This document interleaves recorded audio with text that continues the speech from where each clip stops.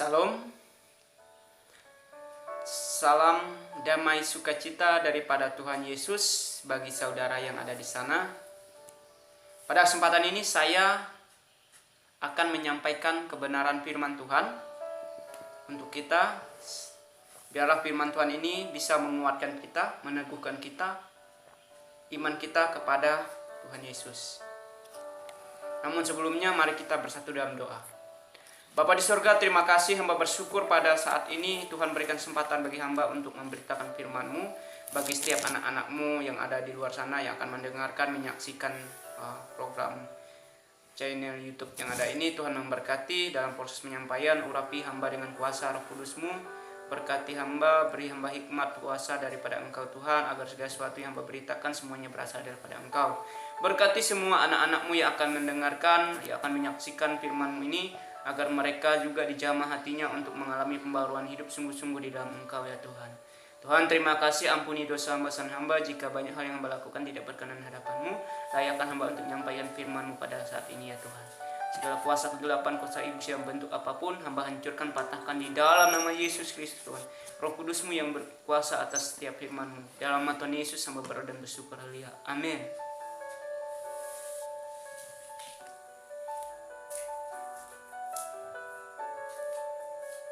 Baik saudara yang saya kasih dalam Tuhan Yesus Kristus, kembali kita kepada pemberitaan firman Tuhan ini. Pemberitaan firman Tuhan, renungan firman Tuhan akan saya ambil dari kitab Injil Lukas pasal yang ke-19 ayat pertama sampai yang ke-10. Lembaga Alkitab Indonesia memberikan judul yaitu Sakius. Jadi berbicara tentang pribadi Sakius dan juga Tuhan Yesus. Secara umumnya, kitab Lukas ini, Injil Lukas ini ditulis oleh Lukas.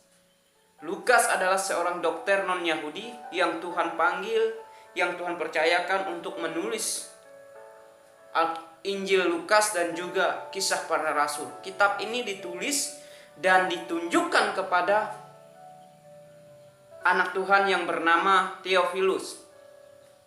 Selain kepada Theophilus juga, kitab yang ditulis oleh Lukas ini, baik itu Injil Lukas maupun kisah para rasul ini ditunjukkan kepada orang percaya, orang Kristen tentunya pada waktu itu, baik Yunani maupun non-Yunani, non-Yahudi, baik Yahudi maupun non-Yahudi.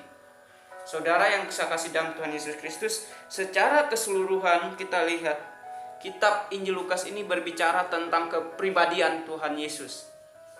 Siapa itu Tuhan Yesus menurut Lukas ini? Yesus adalah anak Allah yang berinkarnasi menjadi anak manusia yang sejati. Oleh sebab itu sering dirujukan sebagai anak manusia. Kalau kita melihat dari secara keseluruhan, banyak sekali kata anak manusia yang muncul di sini. Yesus itu dipanggil sebagai anak manusia. Saudara yang kasih dalam Tuhan Yesus Kristus, selain daripada itu juga dalam Injil Lukas dia berbicara tentang silsilah Yesus yang dimulai daripada Yusuf. Dimulai dari Yusuf dan juga berbicara tentang kepribadian Yesus dan juga pelayanannya. Ini yang dipahami daripada Injil Lukas ini.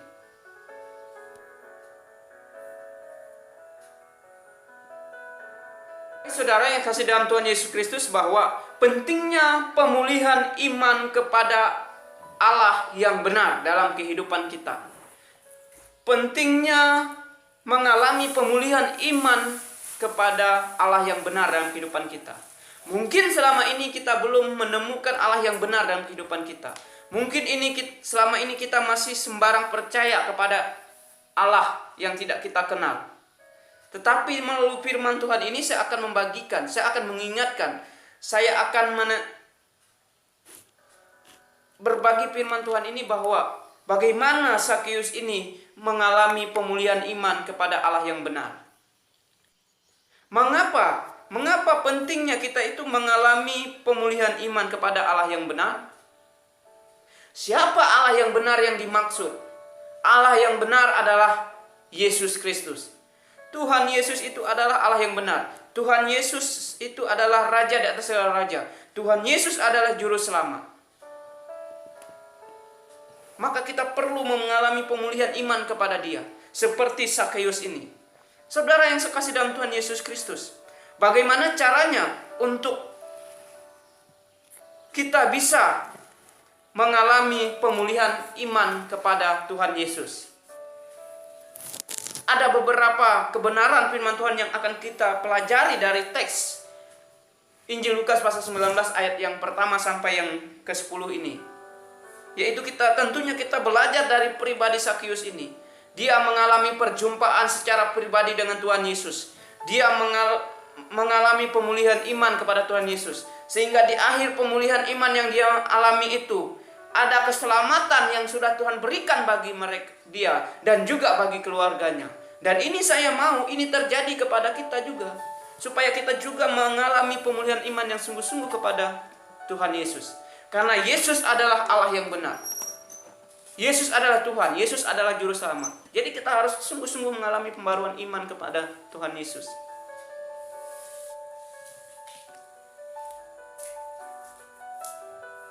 Baik saudara yang kasih dalam Tuhan Yesus Kristus, bahwa kita akan belajar dari Zakheus, bagaimana proses dia bisa mengalami pemulihan iman kepada Tuhan Yesus. Yang pertama yang dilakukan oleh Zakheus ini, dia berusaha mencari Yesus.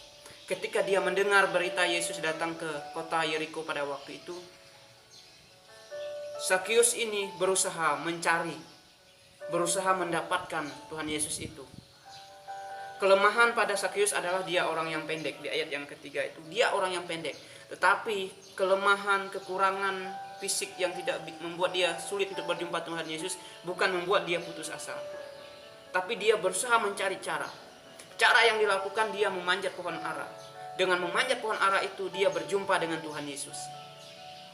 Sehingga Yesus melihat dia. Yesus memanggil dia. Dan Yesus mau berkunjung di rumah dia. Saudara yang sekasih dalam Tuhan Yesus Kristus, tindakan yang dilakukan oleh Zakheus ini adalah menunjukkan bahwa Zakheus ini begitu haus akan kebenaran. Menunjukkan bahwa Zakheus ini begitu rindunya ingin berjumpa dengan Tuhan. Sehingga dia dengan cara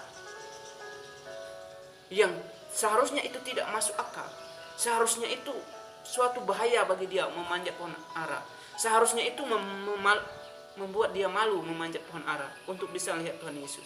Tapi bagi dia tidak masalah. Bukan bukan membuat dia malu, bukan membuat dia itu mundur.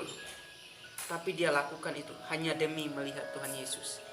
Saudara yang kasih dalam Tuhan Yesus Kristus. Yang kedua, yang dilakukan oleh Zakheus ini untuk dia bisa berjumpa dengan Tuhan, untuk dia bisa mengalami pemulihan iman di dalam Tuhan, yaitu yang kedua yang dilakukan adalah dia menyambut Tuhan Yesus dengan sukacita. Dia menyambut Tuhan Yesus dengan kebahagiaan. Kita bisa lihat di ayat yang ke-6 ini. Dia menyambut ketika Yesus meminta kepada dia untuk numpang di rumah dia, singgah atau berkunjung di rumah dia dengan senang hati.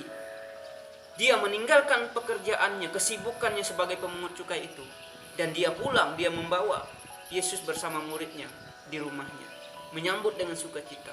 Sudahkah kita menyambut Yesus itu dalam diri kita dengan sukacita?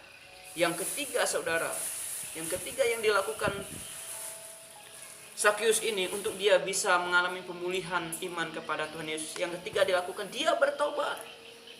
Dia bertobat, ayat yang ke-8 ini. Dia bertobat. Dia menyadari bahwa dia salah.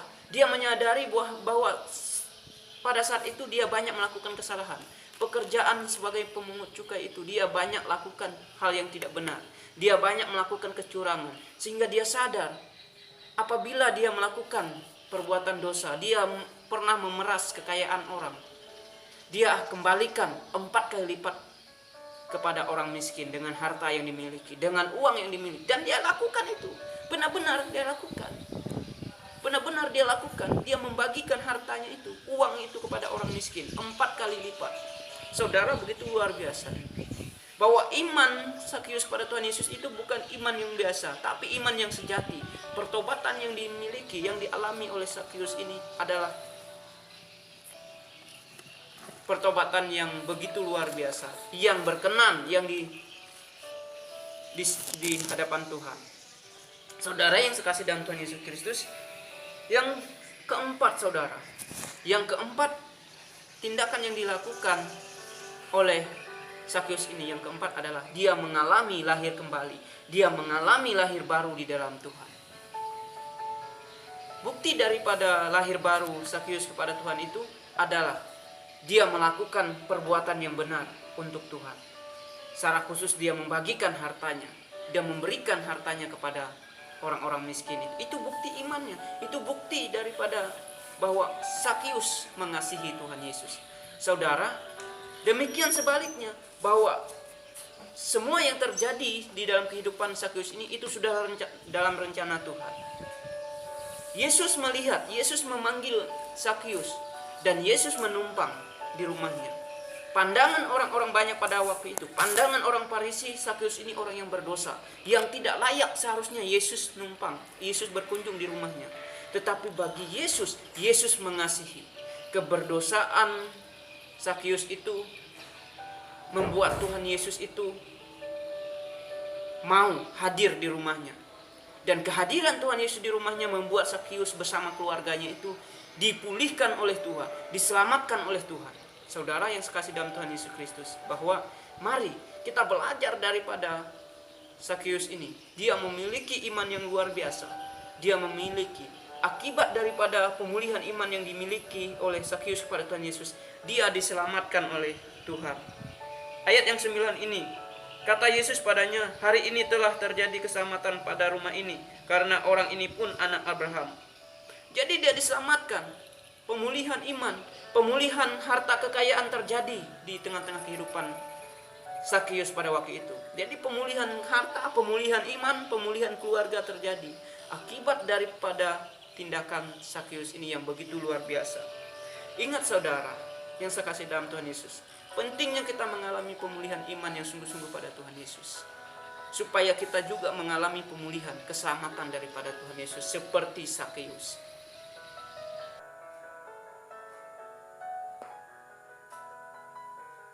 Baik saudara yang saya kasih dalam Tuhan Yesus Kristus, bahwa aplikasi untuk firman Tuhan, kita belajar dari firman Tuhan ini dalam kehidupan Sakyus ini adalah bahwa segala yang dilakukan Sakyus itu semuanya itu benar-benar terjadi. Itu benar-benar telah dilakukan oleh Sakyus. Dia berusaha mencari Yesus, memanjat pohon ara. Itu benar-benar peristiwa yang telah terjadi. Jadi ini bukan dongeng dan lain sebagainya. Benar-benar dilakukan pada waktu Yesus pelayanan di kota Yeriko pada saat itu. Dia benar-benar lakukan itu. Dia menerima Yesus untuk datang di rumahnya, itu benar-benar telah terjadi. Dia menyambut Tuhan Yesus dengan sukacita. Dia bertobat kepada Tuhan Yesus, dan dia membagikan harta, memberikan hartanya bagi orang-orang miskin. Itu benar-benar dilakukan. Semua yang dilakukan oleh Tuhan, oleh Sakyus ini adalah benar. Dan ini sungguh-sungguh membuat Sakyus itu mengalami pemulihan iman, mengalami pemulihan hidup di dalam Tuhan Yesus, membuat dia diberkati oleh Tuhan, harta bendanya, keluarganya diselamatkan. Saudara yang kasih dalam Tuhan Yesus Kristus, perlu kita pahami bahwa kita harus memiliki prinsip hidup, yaitu kita harus memiliki iman yang sungguh-sungguh kepada Tuhan Yesus. Mengapa kepada Tuhan Yesus? Karena Tuhan Yesus adalah Tuhan. Akulah jalan dan kebenaran dan hidup. Tidak ada seorang pun yang datang kepada Bapa kalau tidak melalui aku. Itu perkataan Tuhan Yesus. Bahwa Yesus adalah jalan. Yesus adalah hidup. Yesus adalah keselamatan bagi semua orang. Tanpa memiliki iman kepada Tuhan Yesus, saudara tidak akan bisa melihat kerajaan Allah. Yesus adalah raja di atas segala raja, yang layak disembah, yang layak diagungkan, yang layak dipercaya. Dia adalah hakim di atas segala hakim. Maka milikilah iman kepada Tuhan Yesus. Hanya Yesus Allah yang benar. Hanya Yesus Allah yang menyelamatkan. Saudara yang sekasih dalam Tuhan Yesus Kristus, bahwa kita belajar bahwa ini yang terjadi. saudara harus sungguh-sungguh memiliki iman seperti Zakheus. Ingat, Yesus datang ke dunia untuk mencari dan menyelamatkan orang yang hilang. Jika saudara sekarang dalam keadaan hilang di hadapan Tuhan Yesus, mari datang kepada Dia, serahkan hidup saudara, bertobat kepada Dia sungguh-sungguh, agar saudara bisa mengalami pemulihan hidup, agar saudara bisa mengalami keselamatan di dalam Tuhan. Cari Tuhan, miliki Tuhan jika saudara saat ini masih hilang daripadanya. Gunakan kesempatan saudara yang masih hidup di dunia ini untuk melayani Tuhan. Saudara yang kasih dalam Tuhan Yesus Kristus, bahwa saya secara pribadi sangat bersyukur, saya secara pribadi sangat bangga akan diri saya karena saya menjadi pengikut Kristus. Saya bangga memiliki iman kepada Tuhan Yesus, karena dengan iman pada Tuhan Yesus saya diselamatkan, saya dipulihkan, saya dibawa di hadapan Tuhan. Saya memiliki kerajaan Allah. Saudara yang kasih dalam Tuhan Yesus, mari bagi saudara yang belum memiliki iman kepada Tuhan Yesus, masih ada kesempatan untuk saudara untuk bertobat kepada Tuhan, sehingga hidup saudara tidak akan sia-sia di dunia ini. Ketika saudara mengakhiri hidup di dunia ini, saudara telah memperoleh keselamatan. Saudara sudah ada jaminan keselamatan di dalam Tuhan. Biarlah firman Tuhan ini menjadi berkat bagi kita. Mari serahkan hidup saudara kepada Tuhan. Milikilah iman, mengalami pembaruan hidup, mengalami pemulihan iman kepada Tuhan Yesus. Mari kita bersatu di dalam doa. Bapa di surga, terima kasih, hamba bersyukur pada saat ini hamba sudah berbicara pada Engkau. Berkati firman-Mu yang sudah hamba beritakan, supaya firman-Mu ini sungguh mengubah dan memberkati banyak orang Tuhan. Berkati orang-orang yang masih hilang daripada Engkau, Engkau kunjungi satu persatu mereka, jamah hati mereka agar mereka bertobat juga kepada Engkau Tuhan. Biarlah apa yang sudah terjadi pada Zakheus itu menjadi pembelajaran bagi kami, agar kami juga memiliki karakter seperti Zakheus yang murah hati, yang mau bertobat kepada Engkau Tuhan. Dia mau mencari Tuhan, dia menyambut Tuhan dengan senang hati, dia bertobat dan dia lahir baru di dalam Engkau ya Tuhan. Sehingga pada akhir ujungnya hidupnya dia dipulihkan, diselamatkan bersama keluarga. Hal itu yang harus Tuhan lakukan dalam kehidupan kami Tuhan. Ajar kami Tuhan, ampuni dosa kami, kesalahan kami Tuhan. Pulihkan kami, pulihkan banyak orang Tuhan. Masih banyak orang yang belum mengenal, masih banyak orang yang menyangkal Engkau Tuhan. Selamatkan mereka, pulihkan mereka ya Tuhan. Terima kasih Tuhan, di dalam nama-Mu hamba berdoa dan bersyukur. Haleluya. Amin.